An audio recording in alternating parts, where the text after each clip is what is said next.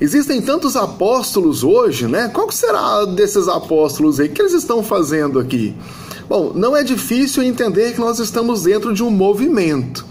Onde você vai, em qualquer cidade que você for no Brasil, você vai encontrar uma igreja apostólica. Você vai encontrar uma igreja em que o líder dela é intitulado apóstolo. Podemos entender isso aí sobre vários níveis. O primeiro deles é que alguns desses apóstolos apenas viu a palavra apóstolo na Bíblia, acha o nome bonito, entende que o líder principal dessa igreja local deve se chamar apóstolo e ele passa a se chamar assim. Nesse ponto, não vejo problema. Eu acredito que não é exatamente antibíblico, né? O ministério apostólico, aquele que tinha autoridade para escrever a Bíblia, para lançar os fundamentos da igreja, esses eram os 12 Paulo. Mas também não é antibíblico usar o nome hoje. Então, quando você ver um apóstolo, pode ser simplesmente alguém que acha bonito utilizar o nome apóstolo, acha que é certo, vai lá e usa. Por outro lado, nós temos um nível um pouco mais perigoso, que é aquele líder de igreja que ele entende que deve ser hierarquicamente superior aos outros, diferente dos outros. Então eu vou lá e crio uma hierarquia na igreja. Acima dos pastores eu tenho os bispos e acima do bispo eu tenho o apóstolo. Então ele acaba criando uma hierarquia dentro da igreja, uma espécie de patente militar, só que patente eclesiástica, patente dentro da igreja, e então o apóstolo é o líder supremo e que comanda os demais membros da igreja. Nesse caso, não chega a ser antibíblico fazer isso, até porque todas as igrejas elas têm essa hierarquia, seja ela claramente no nome do cargo, ou seja no tratamento. Nós sabemos que tem igrejas em que só tem pastor, mas você tem o pastor dirigente, o pastor coordenador de região, o pastor presidente. Então, se eu chamo de pastor, bispo e apóstolo, ou chamo de pastor dirigente, pastor coordenador e pastor presidente, eu acrescentei lá uma palavra para qualificar o cargo, mas eu continuo deixando claro esta hierarquia. Esta hierarquia, quanto à liderança local da igreja, eu não vejo problemas e ela é até necessária para a organização da igreja enquanto instituição humana. Vamos lembrar aqui que existe a igreja Corpo de Cristo, essa espiritual, e existe a igreja instituição, que é uma mera organização humana, mas necessária para receber novos membros, para administrar recursos, para organizar a igreja em si. Então, ela é necessária. Essa hierarquia, ela passa a ser um problema quando eu atribuo um peso espiritual a esse líder, ou seja, aquele que está acima de mim nessa hierarquia, ele não pode ser sequer contestado por mim. Mesmo se ele pecar, mesmo se ele agir fora da Bíblia, ele é um bispo. E eu não posso contestar um bispo, mesmo se ele agir contra a Bíblia. Ele é um apóstolo. Então o que ele fala passa a ser uma verdade absoluta. Porque, afinal de contas, ele é um apóstolo. Algo curioso na ordenação desses apóstolos é que todos eles foram ordenados de um modo extraordinário ali, praticamente hollywoodiano.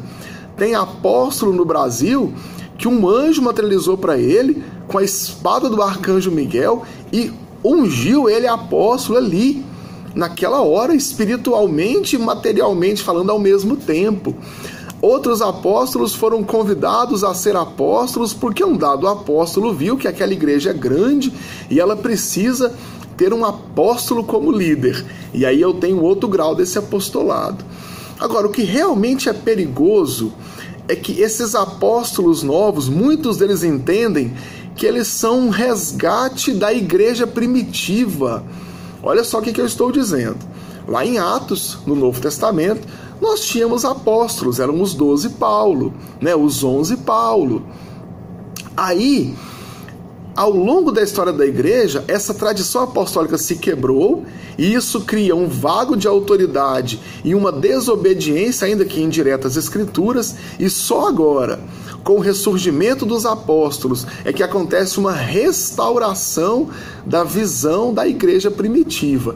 Quem reivindica isso está dizendo que toda a história da igreja, esses mais de 2000 anos de história são um vago e que só agora a igreja está sendo realmente representada pela presença desses apóstolos. Eu não concordo com essa visão e tem muita gente que pensa como eu e acredita que não. Esses apóstolos de hoje não são uma restauração da era apostólica lá dos tempos de Pedro, Paulo e João. Outra questão, acho que todo mundo aqui lembra do chamado movimento de batalha espiritual. Vocês devem estar lembrados disso, de quando o pastor conversava com o demônio no microfone, em rede nacional para as pessoas virem, quando na igreja manifestava lá o demônio e o pastor ia conversar com esse demônio para poder saber dele qual que era a maldição. Essas pessoas faziam mapeamento espiritual para saber como é que era a linhagem dessa pessoa e se algum familiar já fez pacto com o demônio que tinha que ser quebrado.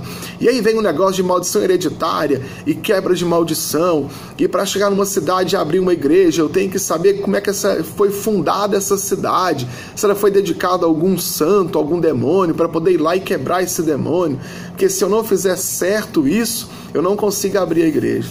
Engraçado que quem fala isso vai dizer, por exemplo, que o nome da cidade muitas vezes é dedicado a alguma entidade, então por isso que não funciona a obra do Senhor e eu preciso quebrar essa entidade. E se isso fosse verdade, a cidade de Salvador, na Bahia, seria a cidade mais evangélica do mundo, porque ela carrega o nome do nosso Salvador. A cidade de São Paulo, que carrega o nome do maior apóstolo dos gentios, não teria problema de violência, não teria problema de nada disso, que afinal de contas ela foi dedicada a um grande apóstolo, que é o apóstolo Paulo. Mas enfim, o tempo passou e esse movimento não funcionou. Esse movimento não deu certo. Não se conversa mais com o demônio no culto. Igrejas já sofreram pesadas ações judiciais por causa de pessoas que se sentiram humilhadas por ter sido manifesto um demônio e exposto o rosto delas na TV. Quando esse movimento não deu certo, o que algumas pessoas disseram? Disseram que não deu certo porque nessa batalha espiritual faltavam os generais. Eu tinha comandantes, mas que não tinham o nível espiritual necessário. Olha bem o que eu disse, nível espiritual. Quem eram os generais que faltavam nessa batalha? Os apóstolos. É por isso que o movimento de batalha espiritual não deu certo. Então começam a surgir esses apóstolos, homens e mulheres, apóstolos e apostolisas, ou apóstolas, como algumas se intitulam, para poder liderar essa batalha espiritual. Então esses apóstolos de hoje, a maioria deles, entendem que eles são, de certo modo, chamados por Deus para liderar a batalha espiritual contra o diabo. E sem a presença deles, sem a presença desses apóstolos, não vai funcionar a batalha espiritual, a coisa não vai para frente. Vamos resumir simples assim. Outra questão muito perigosa. A maioria desses apóstolos entende que eles são uma linhagem direta dos apóstolos da Bíblia e eles passam a reivindicar uma autoridade de um apóstolo bíblico. Tem um apóstolo no Brasil mesmo em que já foi dito para ele, mas apóstolo, a Bíblia diz isso. Aí ele fala, tudo bem, mas eu disse o contrário. Eu já vi, eu estava presente na reunião, quando um apóstolo desses atuais disse, no céu, os apóstolos da Bíblia terão um lugar especial, mas os apóstolos de hoje também terão, um pouco abaixo do nível dos apóstolos da Bíblia, mas também terão algo especial, porque nós somos chamados para uma obra especial. Olha só o nível de ousadia e de reivindicação dessa autoridade. No fim das contas, esses apóstolos pensam que eles são maiores do que os pastores, maiores do que os bispos, que eles são maiores e mais importantes, e que sem eles a presença de Deus não vem. Essa batalha contra as hostes do inimigo não vem. Eu queria só expor para vocês que não é simplesmente um grupo de pessoas que acredita que a palavra apóstolo tem que ser restaurada, de que o líder principal da igreja tem que ser um apóstolo, mas que eles se consideram realmente donos de uma nova reforma protestante, de que eles são herdeiros de modo espiritual da linhagem dos apóstolos lá do Novo Testamento. E isso é muito perigoso, porque eles começam a reivindicar uma autoridade, eles reivindicam algo que a Bíblia não deu para eles. e se acham maiores do que eu e do que você. Um grande legado da Reforma Protestante é o sacerdócio universal de todos os crentes, ou seja, eu posso falar diretamente com Deus, confessar os meus pecados, e não existe outro mediador entre Deus e os homens, senão Cristo Jesus. O que um apóstolo de hoje me diz? Diz que eu preciso dele para receber uma oração. Tem um apóstolo de hoje, muito famoso na TV, que disse que se a pessoa não recebe um milagre na igreja dele, é porque ele não teve fé. Que naquele lugar onde ele fala, as coisas acontecem. Tem um bispo de hoje, de outra igreja, que diz que tentou expulsar um demônio em nome de Jesus e não deu certo. Mas ele se revoltou, foi lá com fé e o demônio saiu. Ou seja, esse bispo acha que o nome de Jesus não é o bastante, mas com o dele junto, as coisas acontecem. Isso começa então a unir forças. Aí eu tenho Igreja Apostólica, Coalizão Apostólica, União de Apóstolos, métodos de discipulado apostólico e uma coisa que é extremamente antibíblica, tá? Eles se posicionam como alguém entre eles e Deus. Quem está debaixo da liderança, da autoridade deles, tem uma proteção a mais em Deus espiritual. Quem obedece à ordem deles é abençoado por Deus. Quem desobedece é amaldiçoado por Deus. E isso está incorreto.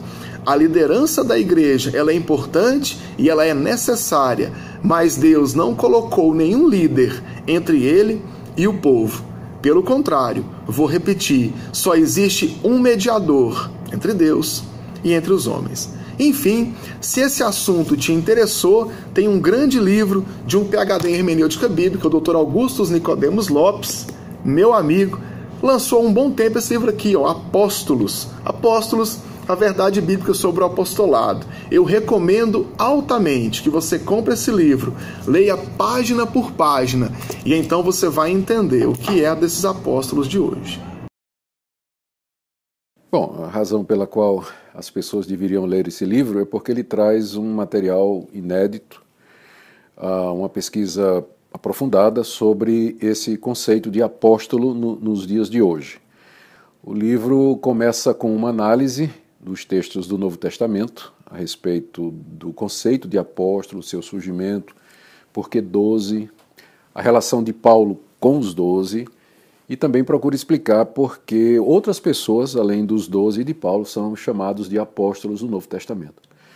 Depois eu faço um apanhado do surgimento de movimentos através da história da igreja que reivindicavam ter apóstolos exatamente como os 12 e como Paulo, começando com os gnósticos no século II, passando pela Idade Média, depois da Reforma Protestante, até os dias de hoje, quando nós encontramos a chamada Nova Reforma Apostólica. E faço uma análise do movimento apostólico no Brasil. Então, como esse movimento no Brasil vem crescendo muito e no mundo todo, é necessário, ou seria necessário, uma pesquisa para saber da validade de hoje pessoas usarem o título de apóstolo e dizer que são tão apóstolos quanto os 12 Paulo.